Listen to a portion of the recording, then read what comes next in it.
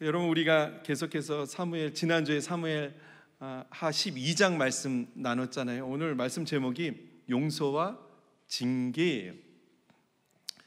굉장히 좀 동떨어진 이야기죠. 용서는 용서받은 거고, 징계는 뭔가 잘못했을 때 이렇게 벌을 팍 주는 건데, 이 용서와 징계를 굉장히 좀 성격이 다른 건데 하나로도 볼 수 있을까라는 생각이 오늘 주제입니다. 벌써부터 머리가 복잡해지기 시작했어요.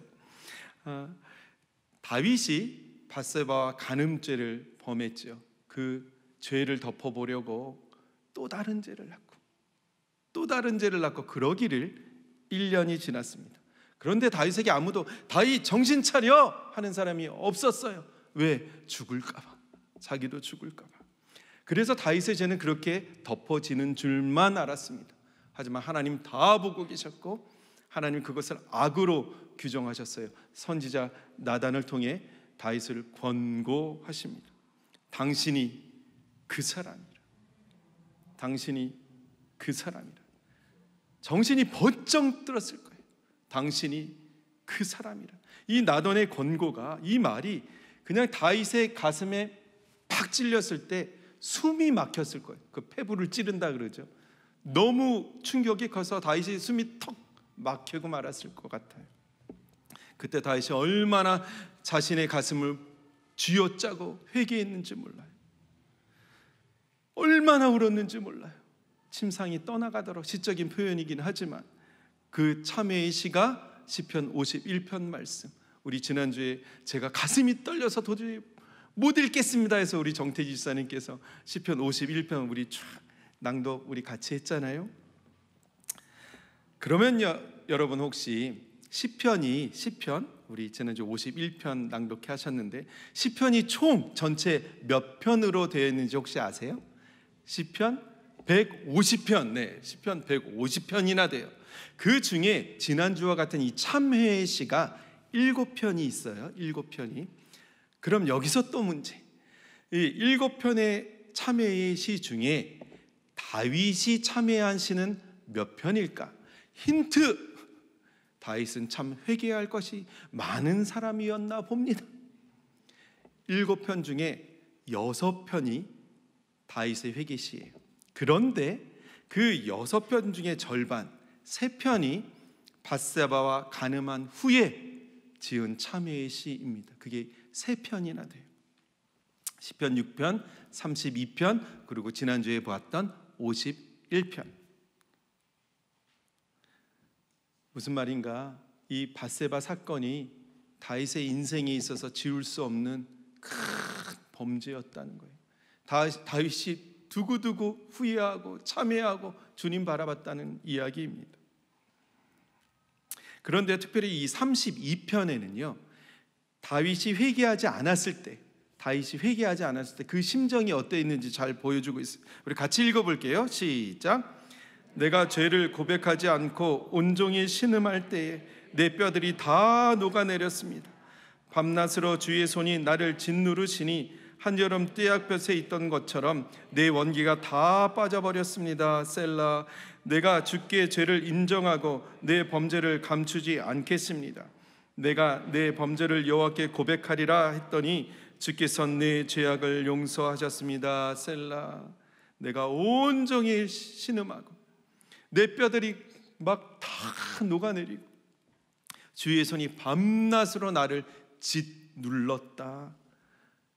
하나님이 여호와의 손 짓누르니까 자신은 풀로 비유했죠. 이 가뭄에 한여름에 그 떼약볕이 쬐서 다 말라 비틀어 버리듯이 내 영혼이, 내 몸이 그렇게 다 말라 비틀어졌다. 여러분, 하나님의 손이 다윗을 짓눌렀다는 게 뭔가요? 다윗이 그 죄가 들어왔을 때 마음이 둔하여졌죠. 여러분, 둔하여졌다는 게 뭔가요? 뭔가 무거운 것으로 짓누르다. 밧세바 욕망이 다윗의 거룩한 그 마음을 짓누른 것이죠. 그러니 그 자신의 그 간음죄를 덮기 위해 또 범죄하고 그렇게 종일 신음하고 뼈가 다 녹아내리는 고통 속에서 다윗이 지냈다는 거예요. 그런데도 다윗이 회개하지 않으니까 하나님의 그 손이 다윗을 짓눌렀다. 여러분, 우리도 회개하지 않으면 이렇게 됩니다. 우리의 몸도 마음도 영혼도 다 말라 비틀어지는 거예요. 그 영혼의 생명력이 사라지는 거예요. 여러분, 그때 우리가 범죄하고 괴로움에 있을 때 누군가 남편이든 아내든 성도든 혹시 자녀를 통해서도 그럴 수 있어요. 누군가가 또 말씀을 드릴 때 찬양할 때 누군가가 여러분을 권고한다면 주님이 나에게 나단 선지자를 보내셨구나. 그때 돌아보고 회개해야 합니다. 그때 너나 잘해서요 했다가는 안 되는 거예요. 여기까지는 여러분 다 이해가 되시죠? 여기까지는 문제가 없어요. 문제는 오늘 본문 말씀이에요. 나단이 다윗을 권고했죠. 당신이 그 사람이라 권고하고 집으로 돌아갔습니다. 그런데 돌아가기 전에 한마디 툭 던지고 가요. 같이요. 시작. 당신이 낳은 아이가 반드시 죽으리이다. 이 말을 다윗이 듣는데 진짜 힘이 쭉 빠지는 거예요. 자기 회개했거든요. 분명히 나단 선지자가 용서한다고 했거든요. 근데 당신이 낳은 아이가 죽을 거래요. 그냥 다리에 힘이 빠져 털떡 주저앉아서 하나님께 기도합니다. 아이 살려달라고. 16절 17절 말씀 시작. 다윗이 그 아이를 위하여 하나님께 간구하되 다윗이 금식하고 안에 들어가서 밤새도록 땅에 엎드렸으니 그 집의 늙은 자들이 그 곁에 서서 다윗을 땅에서 일으키려 하되 왕이 듣지 아니하고 그들과 더불어 먹지도 아니하더라. 다윗이 기도하는데 그냥 기도했다지 않고 금식했다고 했어요. 이것은 다윗이 그 히브리식으로 엄격하게 금식했다는 거예요. 엄격하게 구별해서, 일상생활과 구별해서 베옷을 입고 머리에 죄를 뒤집어 쓰고 금식했다. 금식하고 기도했다는 거죠. 여러분, 다윗이요 골리앗을 죽인 것으로 시작해서 어마어마한 사람들을 많이 죽였습니다.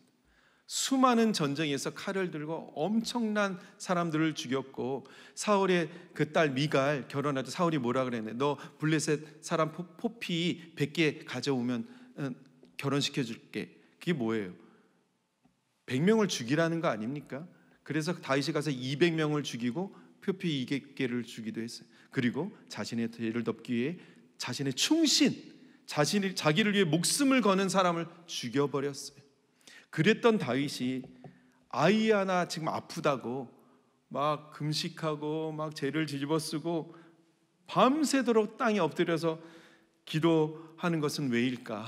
도대체 그런 다윗이, 첫째, 다윗이요 공식적으로 자신의 죄를 드러냈다는 거예요.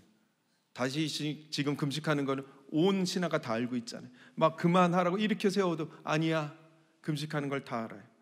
이 죽어가는 아이가 내 죄의 산물이다. 다윗이 이제까지는 그렇게 자기의 죄를 덮어보려고 애를 썼는데, 여러분, 다윗이 존경받는 왕이었어요. 다윗과 하나님이 함께 계신다는 것을 온 이스라엘 알았어요. 그런데 그런 다윗이 이런 간음죄를 짓고 그걸 덮어버리기 위해서 그 남편을 죽였다? 이게 세상에 알려지는 순간 다윗이 얼굴을 들고 다닐 수가 있을까요?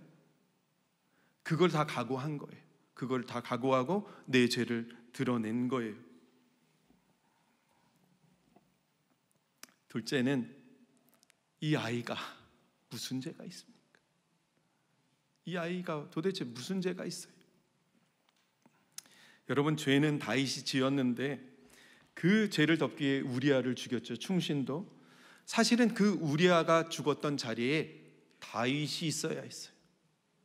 다윗이 있어야 했어요. 그런데 충신 우리아가 죽은 거예요.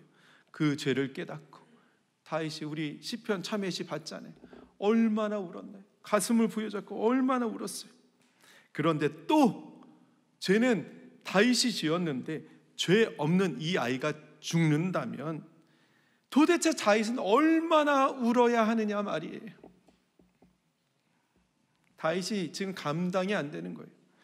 아비의 죄의 값으로 그 아들이 죽어야 한다면 그 죽어가는 아들을 바라보는 아비의 심정이 어떻겠습니까?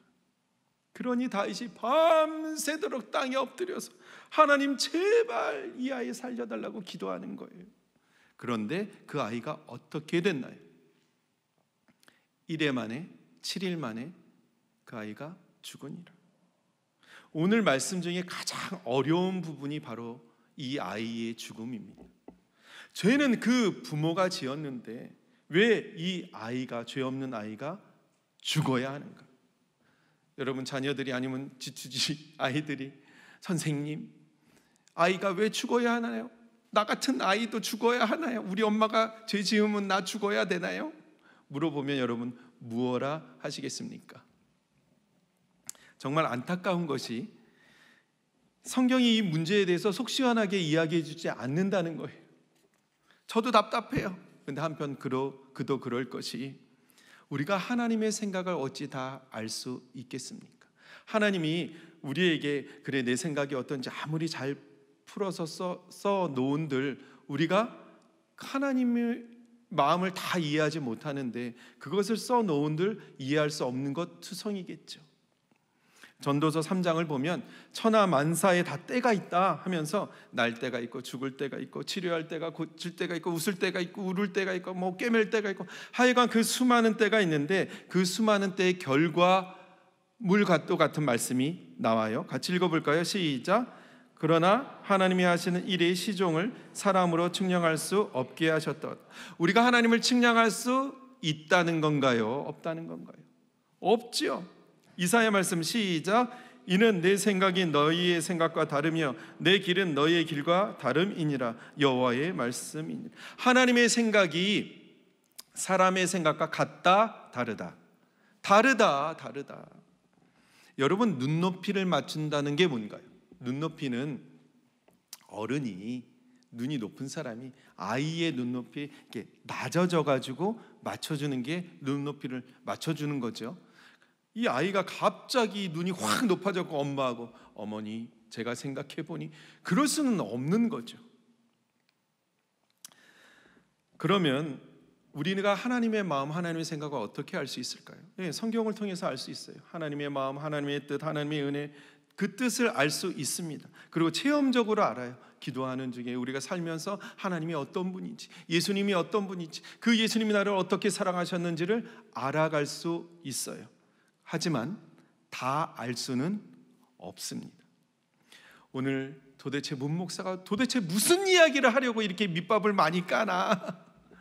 네, 그럼 한번 시작해 보겠습니다. 여러분, 나단이 다윗을 권고했을 때 다윗이 회개했어요.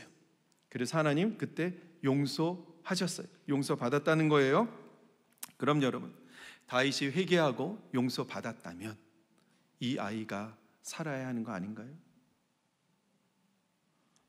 회개했고 용서받았으면 이 아이는 왜 죽이시냐는 거예요. 주님이. 죄는 다윗이 지었는데 왜 죄 있는 다윗은 살리시고 죄 없는 이 아이를 죽이시는가? 오늘 이 물음이에요. 이 물음. 제가 오늘 설교를 다 해도 여러분 차라리 더 헷갈리다 그럴 수도 있어요. 아니 듣는만 못하다 그러실 수도 있어요.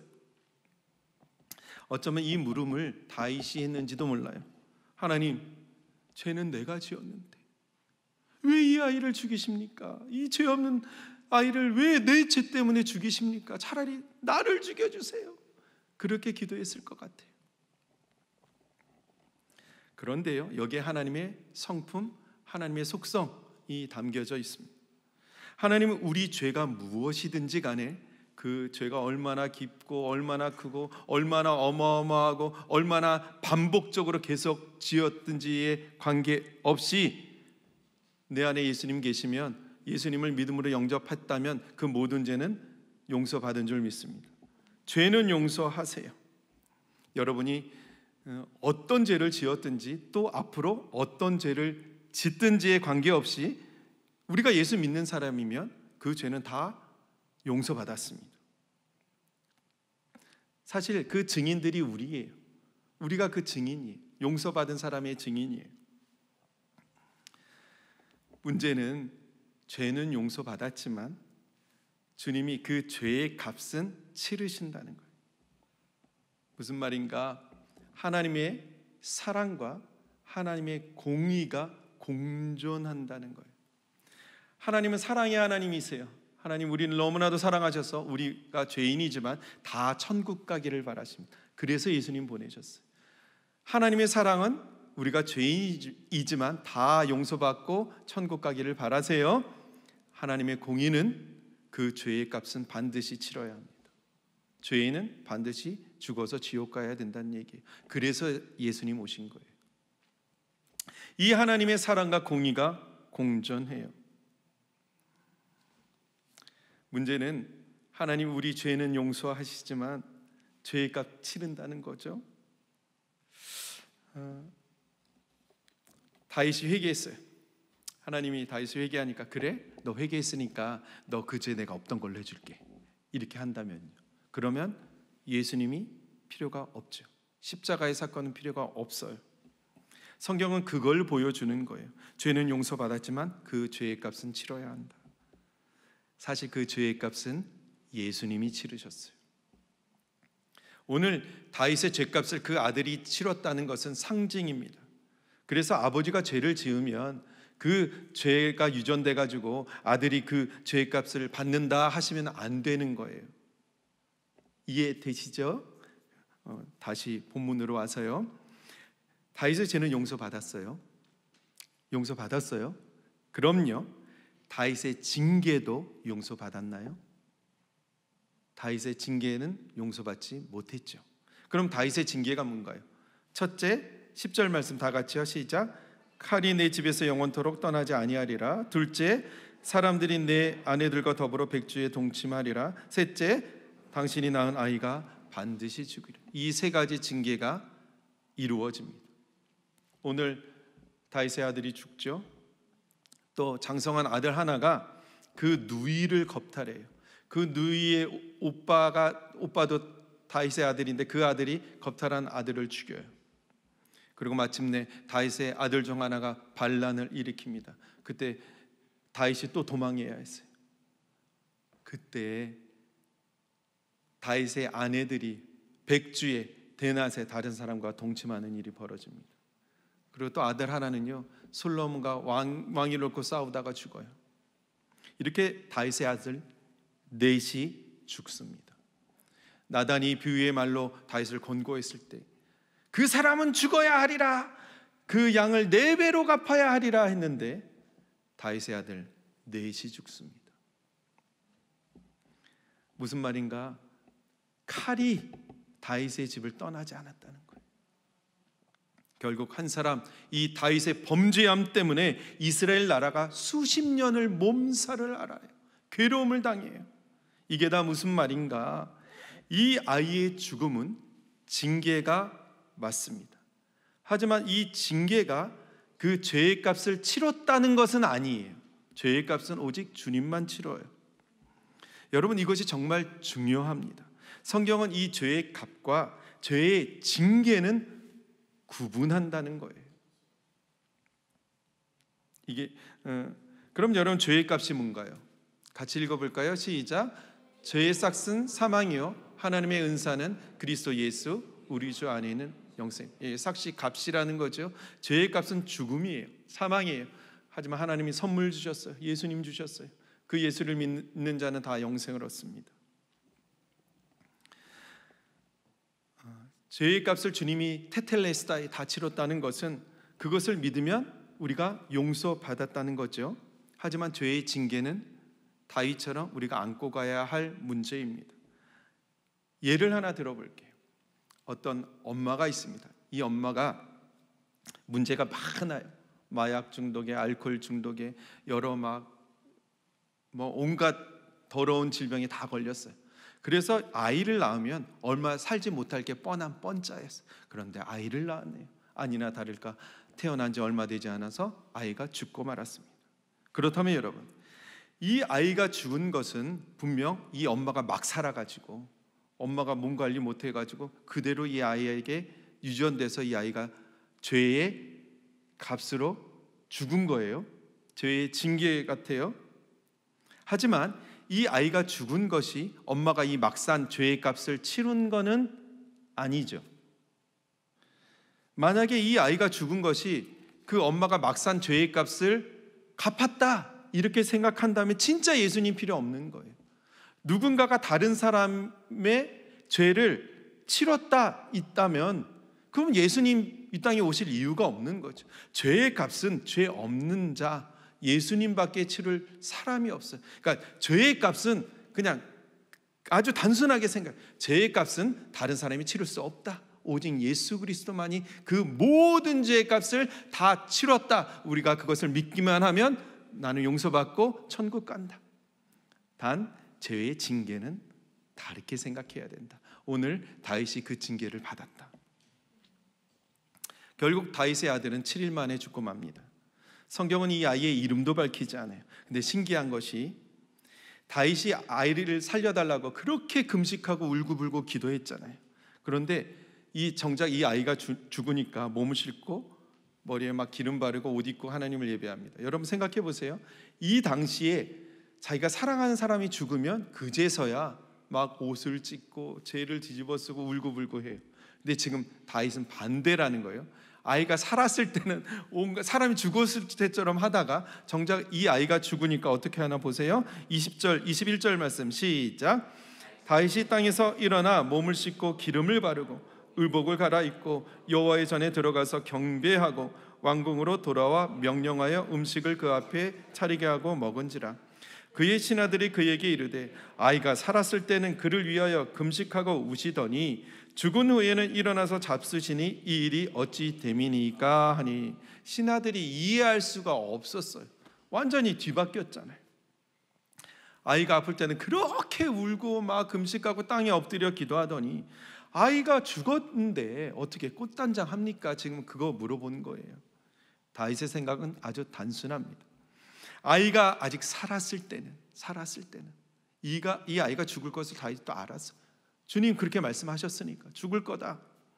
그런데 내가 이렇게 금식하고 기도한 것은 혹시라도 주님이 내가 이렇게 울고불고 기도하고 밤새도록 엎드려 금식하는 나의 이 모습을 보시고 혹시라도 자비를 베푸실까 하여 그랬다.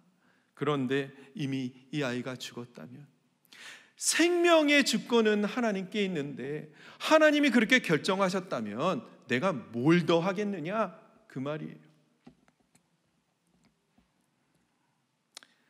다윗이요 이 아이가 죽은 후에 하나님께 예배드리고 다시는 이 아이를 위해서 하나님 왜 그러셨어요? 뭐 매달리거나 불평하거나 원망하거나 한 적이 없습니다.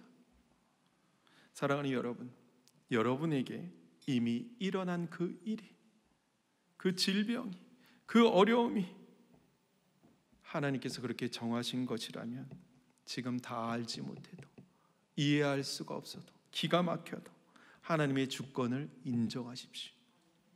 그리고 다윗처럼 받아들이세요. 하나님이 정하셨다면 내가 뭘 더 할 수 있겠느냐. 그리고 하나님을 찬양하고 경배하고 예배드렸어요. 여러분 얼마나 많은 성도들이 편안할 때 잘 나갈 때 한가위만 같아라, 요즘 때만 같아라, 요즘 너무 행복하다 했을 때 다윗이 진짜 자기가 왕이 되고 자기 인생도 자기가 왕이 된 줄 알았어요. 그때 사정없이 무너지고 말았어요. 우리도 그렇다는 거예요. 그때 주님이 징계를 통해 다윗을 권면하셨죠. 왜? 다윗 너 이제 딴 길로 가면 안 돼.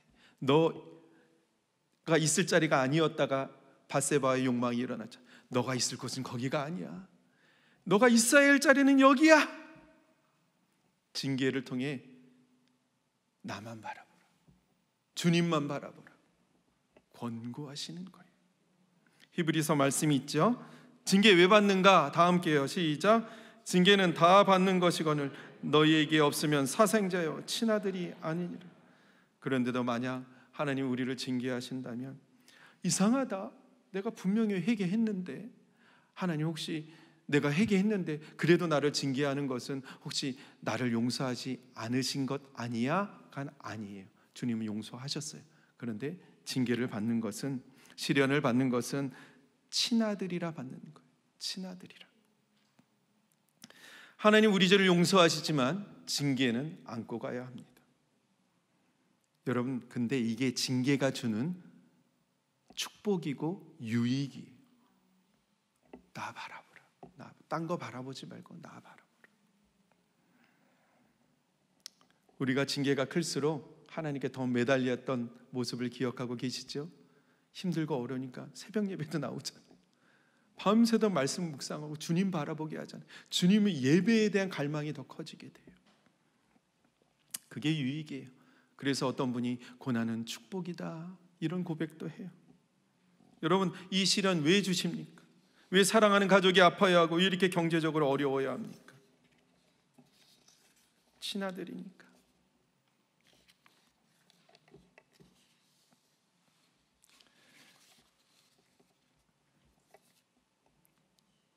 다윗이 이렇게 주님 바라보고 회개했을 때 정말 감사한 것이 주님이 회복시켜 주셨어요. 우리가 오늘 다 말씀 읽지 않았지만 바로 뒤에 말씀이 뭐냐면 다윗이 회복돼요. 밧세바를 통해 아들을 주세요. 그 아들 이름이 샬롬, 평안이란 이름의 뜻의 솔로몬입니다. 나단 선지자가 그 솔로몬을 여디디아라고 불렀어요. 여디디아, 여호와께서 사랑받는 자, 여호와께 사랑받는 자, 그렇게 불렀어. 제가 사실 지금 여기 우리 김요한 집사님, 한순아 집사님 계시는데 그 전에도 한두 번 말씀드렸는데 집사님 이야기해도 이제 허락 안 받고 이야기할 거예요, 막 그랬거든요. 우리 수년 전에 우리 한순아 집사님 아버님과 어머니 우리 장례 치른 적이 있어요. 2019년 12월이었어요. 코로나 터지기 직전이었네요, 집사님. 그때 어머니 권사님께서 췌장암 진단 받으시고 병원에서 6개월 정도 남았습니다 했어요. 2019년 12월 24일. 그때 이제 더 이상 병원에 치료 방법이 없다. 병원에 보내서 집으로 가셨는데 3, 4일이나 지났을까요? 전화 제가 받았어요. 장례가 났다는 거예요. 속으로 그랬죠. 아니 6개월 얘기했는데 무슨 일주일 뭐인데 장례가 났나? 그랬더니 어머니 권사님이 아니고 아버님 장로님이 소천 받으셨다는 거예요. 장로님 건강하셨거든요. 막 오토바이 타고 다니고 하셨는데 집에 다 와서 사고가 난 거예요. 그래서 성탄절날 장례 치렀어요. 그리고 다음에 5월 병원에서 이야기한 대로 어머니께서 소천 받으셨습니다. 6개월 사이에 아버지 어머니 다 장례 치른 거예요. 장로님 권사님 다 장례 치렀어요. 집사님 얼마나 힘드세요? 제가 그랬더니 집사님 선하신 하나님을 믿는데요. 지금 물론 많이 힘들대요. 너무 아프대요. 아버님의 갑작스러운 죽음을 이해할 수가 없대요. 근데 선하신 하나님을 믿는데요. 그리고 어머니께서 조금 더 사시기를 그렇게 기도했는데 그래도 하나님 선하시니까 선하신 하나님께서 그렇게 결정하셨다면 우리는 그게 선한 길이라고 믿는데요. 하여간 우리 가정을 선한 길로 인도하신다는 것을 믿는데요. 기막힌 아버님의 죽음도 이해할 수가 없고 어머니께서 조금 더 사시기를 그렇게 간절히 기도했는데 그 소망이 다 무너져 버렸는데도 하여간 하나님께서는 선하시다. 그걸 믿는데요. 여러분 제가 그때 큰 걸 깨달았어요. 신앙은 내가 다 알 수 없어도 다 이해가 안 돼도 살아내는 게 신앙이구나. 우리도 그래야 합니다. 다 알 수 없지만 이해가 안 돼. 하나님 왜 이런 질병을 우리 가정에게 허락하셨나요? 이해가 안 돼. 왜 이렇게 우리가 아파야 합니까?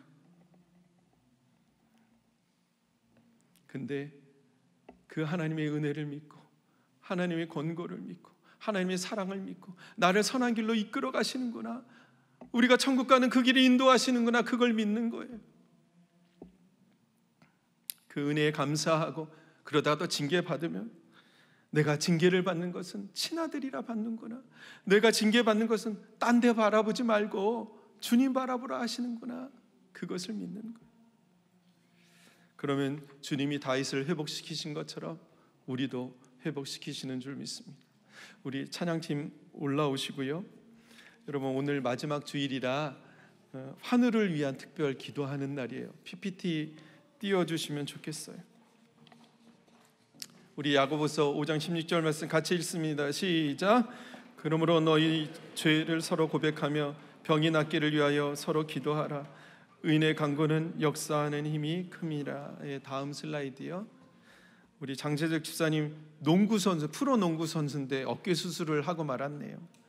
위에서 기도해 주시고, 우리 신정영 권사님 방광암으로 계속 고통 중에 계시는데, 또 정태상 목사님 간암, 김규철님 치매 영혼구원, 장근수님 췌장암 영혼구원, 이영국 집사님 파킨슨병, 정동현님 허리디스크 전립선암, 최정신님 치매로 고생 중이시고, 고순자 집사님 공황장애. 다음 슬라이드 또 넣어주세요. 조경루 집사님 무기력으로 식사를 못할 정도로 힘들어하세요. 박기승 권사님 대장암 후유증으로, 또 조별 집사님 유방암 회복 중에 계시고, 박혜주 집사님 쇼그렌 증후군으로, 박윤희 집사님 눈 회복되기를 위해서, 또 은경자매 목숨 걸고 또 예배 나오셨는데 합병증으로, 백혈병 합병증으로, 현민자매 뇌하수체 선종, 헌국형제 면역체계, 병민형제 발달장애.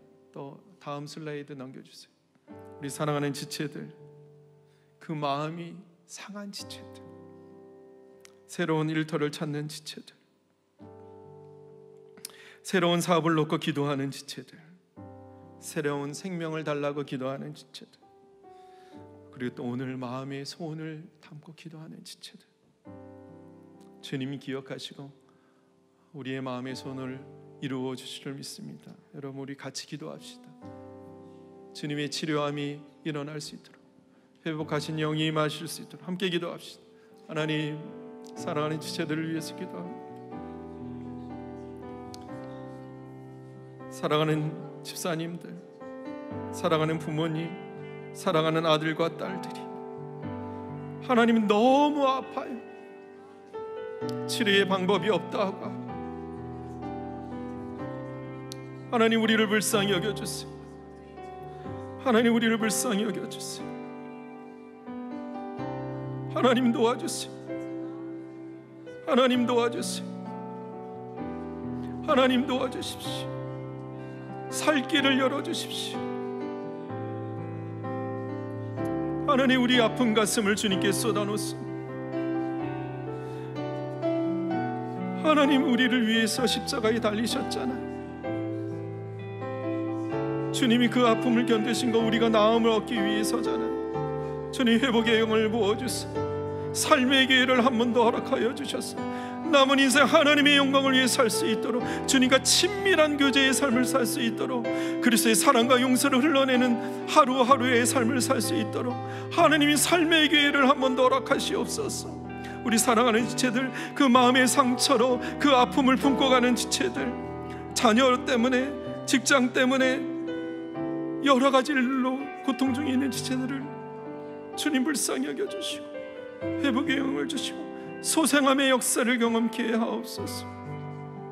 주님, 은혜를 부어 주시옵소서. 우리를 너무 사랑하시고 치유하시고 회복하시는 예수님의 이름으로 기도합니다. 아멘.